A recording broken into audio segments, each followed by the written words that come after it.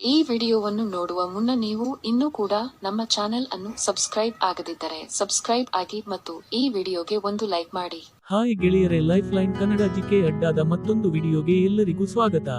ಒಂದು ಊರಿನಲ್ಲಿ ಲಕ್ಷ್ಮಣ ಎನ್ನುವ ರೈತನಿದ್ದ. ಆತನು ಬಾಳೆ ತೋಟವನ್ನು ಹೊಂದಿದ್ದ.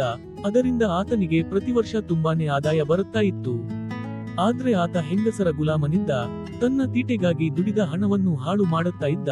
ಇದೇ ಕಾರಣಕ್ಕೆ ಲಕ್ಷ್ಮಣನ ಹೆಂಡತಿ ಗೌರಿ ಗಂಡನೊಂದಿಗೆ ಮುನಿಸಿಕೊಂಡು ತನ್ನ ಮಕ್ಕಳೊಂದಿಗೆ ತವರು ಮನೆಗೆ ಹೋಗಿದ್ದಳು. ವೀಕ್ಷಕರಿಗೆ ಯಾವುದೇ ಗಂಡಸಿಗೂ ಎಂಬುದು ಇದ್ದೇ ಇರುತ್ತದೆ ನಿಜ.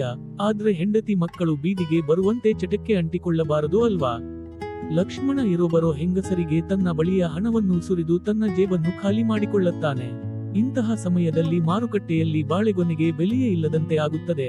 ಇದರಿಂದಾಗಿ ಲಕ್ಷ್ಮಣನಿಗೆ ತುಂಬಾನೇ ತಲೆಬಿಸಿಯಾಗುತ್ತದೆ. ಮಾರುಕಟ್ಟೆಯಲ್ಲಿ ಬಾಳೆಗೊನೆಗೆ ಬೆಲೆ ಇಲ್ಲದಿದ್ದರೆ ತನ್ನ ಗತಿ ಏನು? ತಾನು ಹಣ ಗಳಿಸುವುದಾದರೂ ಹೇಗೆ? ಹೆಂಗಸರು ಹಣ ಕೊಡದಿದ್ದರೆ ಮಾಡುವುದಕ್ಕೆ ಅವಕಾಶವೇ ಕೊಡುವುದಿಲ್ಲ. ಇನ್ನು ಮುಂದೆ ತನ್ನ ಚಟಗಳನ್ನು ತೀರಿಸಿಕೊಳ್ಳಬೇಕೆಂದರೆ ಹೆಂಡತಿಯಿಂದ ಮಾತ್ರ ಸಾಧ್ಯ ಅಂತ ಹೆಂಡತಿಯ ತವರು ಮನೆಗೆ ಹೋಗುತ್ತಾನೆ. ಆದ್ರೆ ಗೌರಿ ತನ್ನ ಗಂಡನಿಗೆ ಚೆನ್ನಾಗಿ ಬೈದು ಅಲ್ಲಿಂದ ಓಡಿಸುತ್ತಾಳೆ. ಆಗ ಲಕ್ಷ್ಮಣ ದಿನನಿತ್ಯದ ಖರ್ಚಿಗೂ ಸಹ ಹಣವಿಲ್ಲದೆ ಈ ಹಿಂದೆ ತಾನು ಹಣ ಕೊಟ್ಟು ಮಾಡಿದ ಹೆಂಗಸರ ಹತ್ತಿರ ಹೋಗಿ, ಇದೀಗ ನನ್ನ ಬಳಿ ಹಣವಿಲ್ಲ, ಆಮೇಲೆ ಹಣ ಕೊಡುತ್ತೇನೆ, ತೋಟಕ್ಕೆ ಬರುತ್ತೀರಾ ಅಂತ ಕೇಳುತ್ತಾನೆ. ಅದಕ್ಕವರು ಹಣ ಕೊಟ್ಟರೆ ಮಾತ್ರ ಬರ್ತೀವಿ, ಇಲ್ಲ ಅಂದರೆ ಬರೋದಿಲ್ಲ ಅಂತ ಖಡಕ್ಕಾಗಿ ಹೇಳುತ್ತಾರೆ. ಹೆಂಗಸರ ಚಟವಿರುವ ಲಕ್ಷ್ಮಣ ಬೇರೆ ದಾರಿ ಇಲ್ಲದೆ ತಾನೊಬ್ಬನೇ ಜಟಕ ಗಾಡಿ ಹೊಡೆದು ತೃಪ್ತಿ ಪಡುವ ಸ್ಥಿತಿಗೆ ಬರುತ್ತಾನೆ. ಮೊದಲೇ ಬಾಳೆಗೊನೆಗೆ ಬೆಲೆ ಇಲ್ಲ, ಅದರಲ್ಲಿ ಊರಿನ ಜನರೆಲ್ಲರೂ ರಾತ್ರೋರಾತ್ರಿ ಲಕ್ಷ್ಮಣನ ಬಾಳೆತೋಟಕ್ಕೆ ನುಗ್ಗಿ ಬಾಳೆಗೊನೆಯನ್ನು ಕದ್ದುಕೊಂಡು ಹೋಗುತ್ತಿದ್ದರು. ಕದಿಯಲು ಬರುತ್ತಿರುವವರೆಲ್ಲರೂ ಹುಡುಗರು ಆಗಿದ್ದರಿಂದ ಲಕ್ಷ್ಮಣ ಹಿಡಿಯುವುದಕ್ಕೆ ಬಂದಾಗ ತಪ್ಪಿಸಿಕೊಂಡು ಓಡುತ್ತಿದ್ದರು. ಇಂತಹ ಸಮಯದಲ್ಲಿ ಲಕ್ಷ್ಮಣನ ಪಕ್ಕದ ಮನೆಯ ಸರೋಜಾ, ಲಕ್ಷ್ಮಣ ಹತ್ತಿರ ನಿಮ್ಮ ತೋಟದಲ್ಲಿ ಬೆಳೆಯುವ ಬಾಳೆಗೊನೆಗೆ ಮಾರುಕಟ್ಟೆಯಲ್ಲಿ ಬೆಲೆಯೇ ಇಲ್ಲ. ಈಗಾಗಲೇ ಬೆಳೆದು ಹಣ್ಣಾಗಿರುವ ಬಾಳೆಗೊನೆಯನ್ನು ಮಂಗಗಳು ಬಂದು ತಿಂದು ಖಾಲಿ ಮಾಡುತ್ತಿವೆ. ಅದರ ಜೊತೆ ಊರಿನ ಜನರೆಲ್ಲರೂ ಕದ್ದುಕೊಂಡು ಹೋಗುತ್ತಾ ಇದ್ದಾರೆ.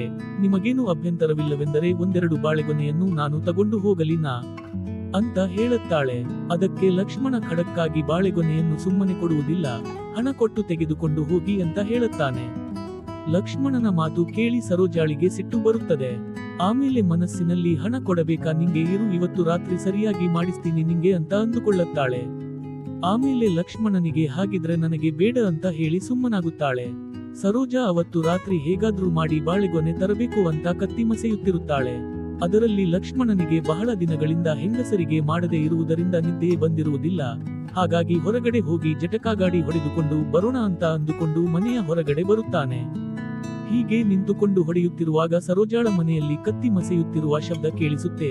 ಅವನು ಜಟಕಾ ಗಾಡಿ ಹೊಡೆಯುವುದನ್ನು ಅರ್ಧಕ್ಕೆ ನಿಲ್ಲಿಸಿ ನಿಧಾನಕ್ಕೆ ಸರೋಜಾಳ ಮನೆಯ ಕಡೆ ಸದ್ದಿಲ್ಲದಂತೆ ಬರುತ್ತಾನೆ. ಅವಾಗ ಸರೋಜಾ ಮಸೆದಿರುವ ಕತ್ತಿಯನ್ನು ಕೈನಲ್ಲಿ ಹಿಡಿದುಕೊಂಡು ತಲೆಗೊಂದು ಟೋಪಿ ಹಾಕಿಕೊಂಡು ದೊಡ್ಡದಾದ ಚೀಲವನ್ನು ತೆಗೆದುಕೊಳ್ಳುತ್ತಾಳೆ. ಆಮೇಲೆ ಮೊಬೈಲ್ ಬೆಳಕಿನ ಮೂಲಕ ನಿಧಾನವಾಗಿ ಕಳ್ಳಿತರ ಲಕ್ಷ್ಮಣನ ತೋಟದ ಕಡೆಗೆ ನುಗ್ಗುತ್ತಾಳೆ.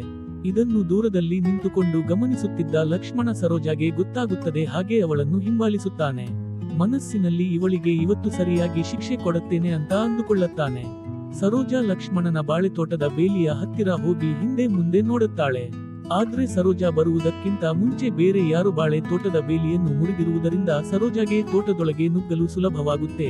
ಅವಳು ತಕ್ಷಣವೇ ತೋಟದೊಳಗೆ ನುಗ್ಗಿ ಚೆನ್ನಾಗಿ ಬೆಳೆದಿರುವ ಬಾಳೆಮರವನ್ನು ಕತ್ತಿಯಿಂದ ಕಡಿದು ನೆಲಕ್ಕೆ ಉರುಳಿಸುತ್ತಾಳೆ. ಆಮೇಲೆ ಬಾಳೆಗೊನೆಯನ್ನು ಚೀಲಕ್ಕೆ ತುಂಬಿಸಿಕೊಳ್ಳುತ್ತಾಳೆ. ಅಷ್ಟೊತ್ತಿಗೆ ಲಕ್ಷ್ಮಣ ಸದ್ದು ಮಾಡದೆ ಹಿಂದಿನಿಂದ ಬಂದು ಸರೋಜಾಳಿಗೆ ಗಟ್ಟಿಯಾಗಿ ಹಿಡಿದುಕೊಳ್ಳುತ್ತಾನೆ. ಆಗ ಸರೋಜಾಗೆ ಒಮ್ಮೆಗೆ ಭಯವಾಗಿ ಹಿಡಿದಿರುವ ಕತ್ತಿ ಮತ್ತು ಮೊಬೈಲ್ ಅನ್ನು ಕೆಳಗೆ ಬಿಟ್ಟು ಹಿಂದೆ ನೋಡುತ್ತಾಳೆ. ಅಲ್ಲಿ ಲಕ್ಷ್ಮಣನನ್ನು ನೋಡಿ ಗಾಬರಿಯಾಗುತ್ತಾಳೆ. ಅವಾಗ ಲಕ್ಷ್ಮಣ, ನಮ್ಮ ತೋಟಕ್ಕೆ ಕದಿಯೋದಕ್ಕೆ ಬರುತ್ತೀಯಾ? ಇರು, ಇವತ್ತು ನಿನಗೆ ಚೆನ್ನಾಗಿ ಶಿಕ್ಷೆ ಕೊಡುತ್ತೇನೆ ಅಂತ ಹೇಳ್ತಾನೆ. ಅವಾಗ ಸರೋಜಾ, ಅಯ್ಯೋ ಲಕ್ಷ್ಮಣ ಅಣ್ಣ, ನನ್ನನ್ನು ಬಿಟ್ಟು ಬಿಡಿ, ನಾನು ಬಾಳೆಗೊನೆ ಕಡಿದಿದ್ದಕ್ಕೆ ನಿಮಗೆ ಹಣ ಕೊಡ್ತೀನಿ, ಇನ್ನು ಮುಂದೆ ನಿಮ್ಮ ತೋಟದ ಸಹವಾಸಕ್ಕೆ ಬರಲ್ಲ ಅಂತ ಹೇಳುತ್ತಾಳೆ.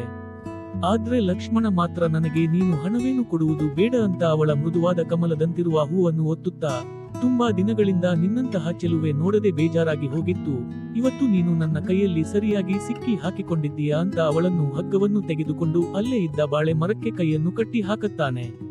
ತನ್ನ ತಮ್ಮನನ್ನು ಗಟ್ಟಿ ಮಾಡಿಕೊಂಡು ಆ ಕಡುಕತ್ತಲಲ್ಲಿ ಒಳಗಡೆ ಹಾಕಿಕೊಂಡಿದ್ದನ್ನು ಕೆಳಗೆ ಜಾರಿಸಿ ಸರಿಯಾಗಿ ಶಿಕ್ಷೆ ಕೊಡುತ್ತಾನೆ. ಆಗ ಸರೋಜಾ ತನ್ನ ಹಾಗೆ ತುಂಬಾ ಜನ ಕದಿಯುವುದಕ್ಕೆ ಬಂದಿದ್ದಾರೆ, ಅವರನ್ನು ಹಿಡಿದು ಶಿಕ್ಷೆ ಕೊಡುವಂತೆ ಹೇಳುತ್ತಾಳೆ. ಅದಕ್ಕೆ ಲಕ್ಷ್ಮಣ ಮೊದಲು ನಿನಗೆ ಶಿಕ್ಷೆ ಕೊಡುತ್ತೇನೆ ಅಂತ ಹೇಳುತ್ತಾನೆ. ಆಮೇಲೆ ಸರಿಯಾಗಿ ಶಿಕ್ಷೆ ಕೊಡುತ್ತಾನೆ.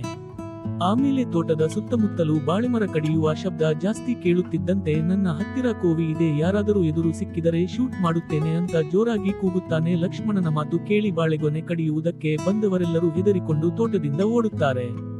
ಸ್ನೇಹಿತರೆ, ನೋಡಿದ್ರಲ್ಲ ಕಥೆ. ಇಷ್ಟವಾದಲ್ಲಿ ವಿಡಿಯೋಗೆ ಲೈಕ್ ಮಾಡಿ, ನಿಮ್ಮ ಅಭಿಪ್ರಾಯವನ್ನು ಹಂಚಿಕೊಳ್ಳಿ. ನಮಸ್ಕಾರ.